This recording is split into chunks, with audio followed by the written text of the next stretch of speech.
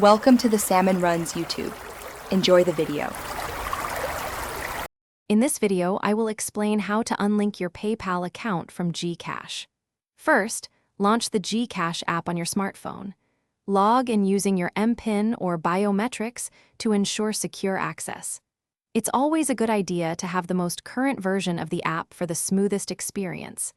This initial step gets us ready to manage your linked accounts efficiently. Once you are logged in, navigate to your profile. You'll usually find the profile icon in the bottom right corner of the main dashboard. Tap on it to open your profile settings. Within this section, look for and select the option labeled My Linked Accounts. This is where all your connected external services are displayed. Now that you're in the My Linked Accounts section, you'll see a list of services. Find PayPal among them and tap on it. This will show you the details of your linked PayPal account. At the bottom of this screen, you should see a clear button or option to unlink or remove the account. Go ahead and tap that.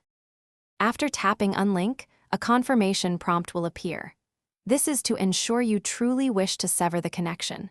Confirm your decision to finalize the process. Remember, unlinking only removes the connection between the two platforms. It does not delete either your PayPal or your GCash account. You can always relink them later if needed.